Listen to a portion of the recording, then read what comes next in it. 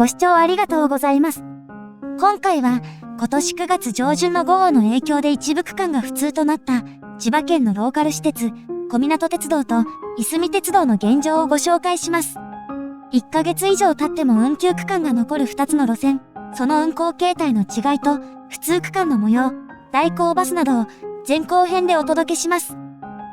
千葉駅から電車で20分、小湊鉄道の起点である千葉県市原市五井駅にやってきました。大都市からもほど近いこの私鉄ですが、その設備や車両は昭和感あふれる佇まいが特徴です。私が今いるのは、この駅で接続する JR 内房線のホームです。小湊鉄道のホームとは跨線橋でつながっています。小湊鉄道の改札は独立しておらず、JR の改札内からさらにもう一つ改札を入った場所にあります。交通系 IC カードは使えないので、IC カードで乗ってきた場合は、乗り換える前に JR の簡易改札機にタッチします。小湊鉄道は、この駅から終点の上総中野駅までの 39.1 キロを結ぶ路線です。途中の月崎から先が不通となっており、バスによる代行輸送が行われています。この五井駅から列車とバスを乗り継ぎ、終点の上総中野駅まで向かいます。小湊鉄道では、利用者の多い駅を中心に、自動券売機も設置されています。ただし1000円札しか使えないので、高額紙幣を使う場合は、窓口で両替する必要があります。今回私は、上総中野で接続するいすみ鉄道にも乗れる、房総横断記念乗車券を購入です。片道しか使えませんが、大人2000円で、途中下車もできます。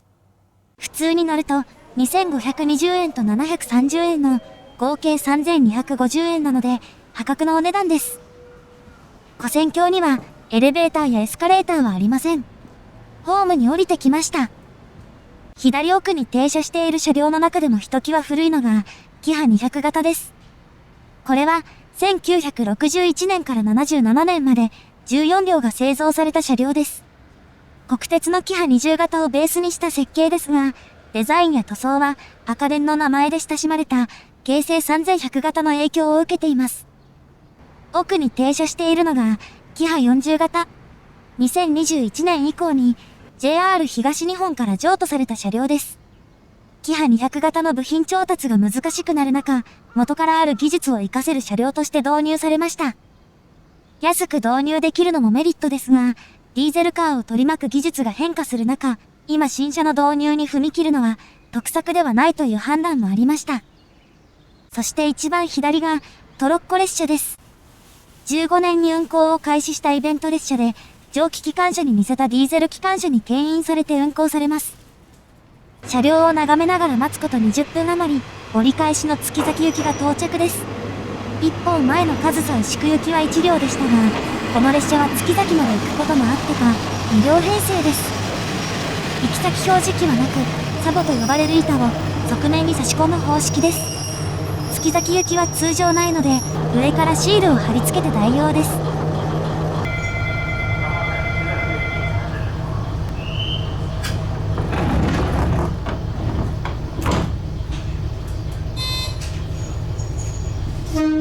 7時11分、五井駅を発車です。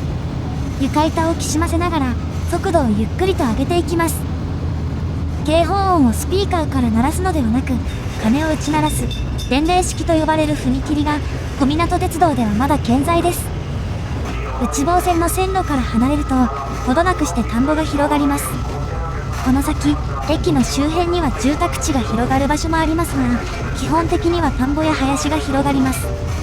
ここで、現在の運行形態を解説しましょう。普通区間は、月崎から上総中野までの9.3 キロ。バス代行にあたり、臨時ダイヤが組まれています。ただし、普通区間以外のダイヤは通常とほぼ同じで、本数が減ったり、JR との接続列車が変わったりすることはありません。平日1往復、と休日には2往復のトロッコ列車も変わらず運行されています。一方、小湊鉄道では、今から2年前、21年7月にも豪雨災害に見舞われ、路線が寸断されたことがありました。当時は2カ所が不通になり、特に輸送量の多い、上総牛久から五井までの間に不通区間があったのも不運でした。車庫は5位にあるため、上総牛久から先では少ない車両でのやりくりを迫られました。夏休みの書き入れ時にもかかわらず、トロッコ列車は全便運休、普通列車の本数が減らされ、時刻も変わっていました。このチャンネルでもご紹介した当時の様子、皆さんは記憶にあるでしょうか？当時に比べれば、今回の普通区間は終点によっており、輸送量の多い区間では、ほぼ通常通りの運転です。一方、普通区間の代行バスは本数が少なく、区間も短縮されています。この列車は普段、終点の上総中野まで運転され、接続するいすみ鉄道の上り列車に乗り継ぎができます。ところが、代行バスは一つ手前の養老渓谷まで、いすみ鉄道でも上総中野寄りの区間が普通になっており、代行バスは本数が少なく、一番早いのが10時47分。いずれにせよ、乗り継ぎはできないのです。小湊鉄道といすみ鉄道は、営業面での結びつきもありますが、今両線を乗り通せる列車は、思いのほか少ないのです。小井駅から18分、甲府台駅に到着です。近隣の団地の造成に合わせて開業した小湊鉄道で最も新しい駅です。乗降客数は五井駅とこの後経由する上総牛久駅に次ぐ3番目の多さです。2年前はここから先が普通になっており、バスへの乗り換えが必要でした。跨線橋があるのは五井駅以外ではここだけなので、乗り換えが非常に不便でしたが、今回はこの先へ列車で進みます。次の馬立駅の先にある鉄橋の脇は、2年前に土砂が流出した場所です。枕木と砂利が新しく、痕跡が見えます。上総牛久駅に到着です。半分以上の列車が折り返すこの駅ですが、この列車はバスとの乗り換え駅である月崎まで運行されます。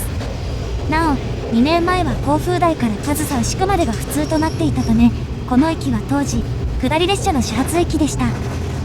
ATS、自動列車停止装置が設置されている区間はここまでで、ここからはタブレットを使用した運行となります。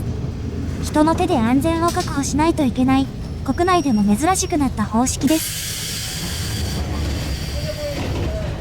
ここから先の駅では、1日あたりの乗降客数は全て100人を切っており、中には1桁の駅さえあります。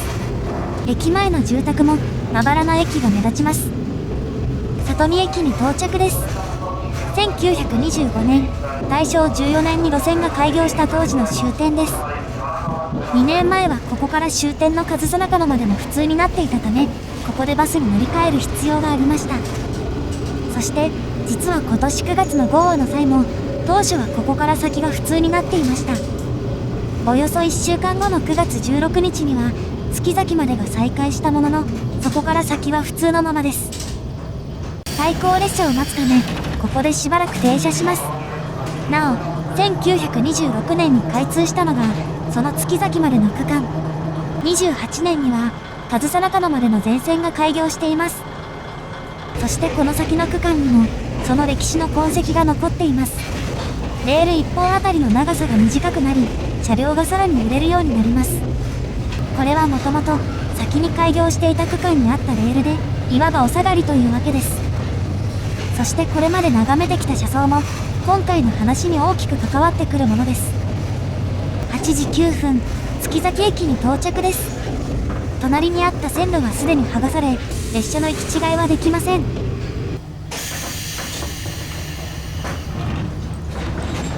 この車両はしばらく停車した後、上総中野寄りに少しだけ移動するようですが、時間がないため映像に収めることはできません。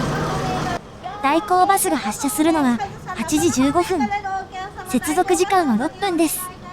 そしてこのバスは小湊鉄道バスの車両です。小湊鉄道はグループでバス事業も展開しており、自社のバスが運用されています。車内の床は木製でレトロ感抜群の車両です。2年前は観光バスタイプの車両も代行輸送に使われていましたが、今回は路線バスタイプの車両です。少しデータが古いですが、鉄道事業の売上高は運輸関係全体の 7% 余り。営業利益は年間で600万円足らずで、利益率は 1% 余りしかありません。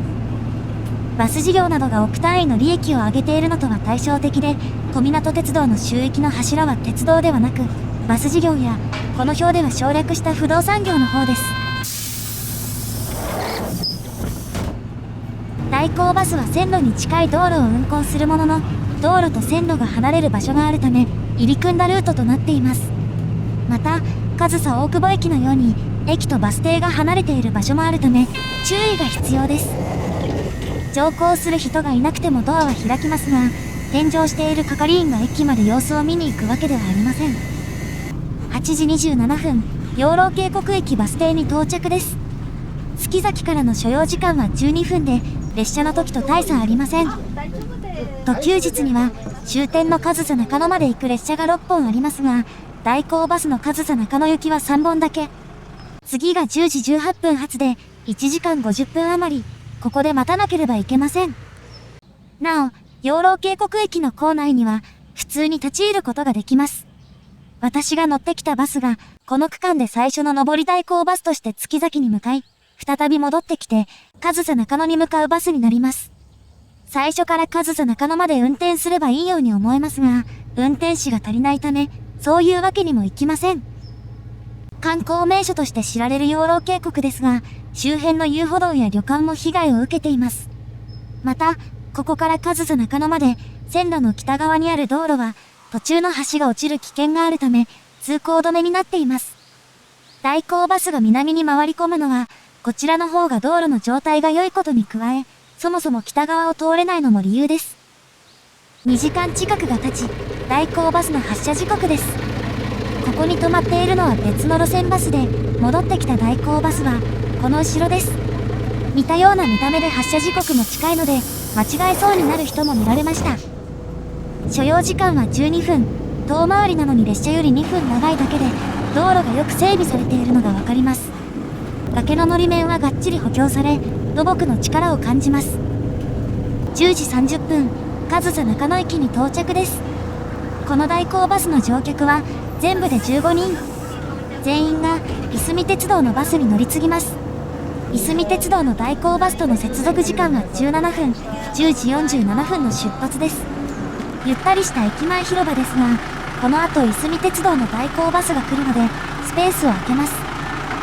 いすみ鉄道の上り列車は、通常ダイヤでは10時28分発なので、小湊鉄道の代行バスに合わせて時刻を変えています。あちらの代行バスは、二回りほどサイズが小さくなります。普通区間の一部が1週間程度で復旧し、輸送人員の多い区間では本数が維持され、トロッコ列車も運行される小湊鉄道。ただし、残りの区間の状況は、それほど順調ではありません。ここから、普通区間の様子を見ていきます。1箇所目が、隣の養老渓谷駅との間にある踏切の近くです。畑の一部を作業スペースに、すでに重機が搬入され、復旧作業が進みます。線路が剥がされ、路盤もある程度整えられています。ここで路盤が流されたのは、向かって右の地面が低くなっており、雨水がここに流れ込んで地盤が緩くなった結果、土砂が持っていかれたのが理由のようです。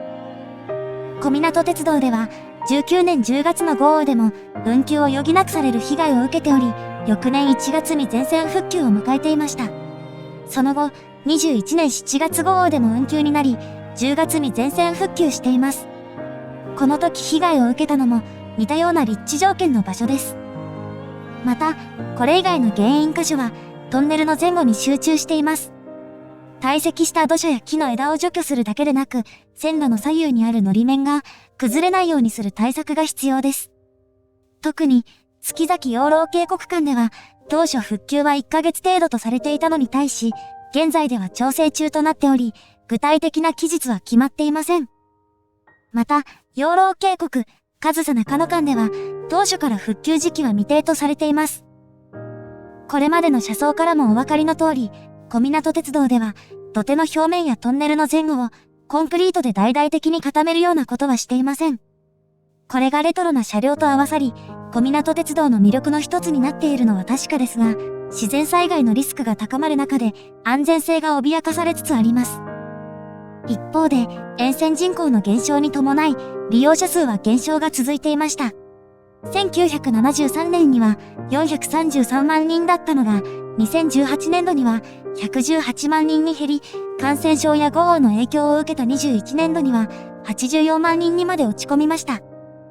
設備の維持や補修には、今後10年間でおよそ60億円が必要になる見通しです。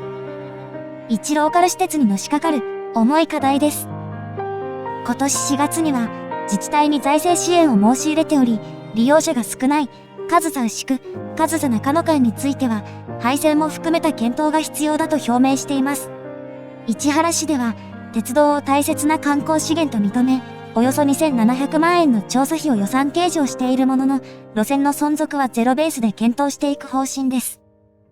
普通区間以外ではほぼ通常ダイヤですが、この路線ではそれ以上に根本的な問題が顕在化しています。そして同じく一部区間が不通となっているいすみ鉄道の模様は別の動画に続きます。ご視聴ありがとうございました。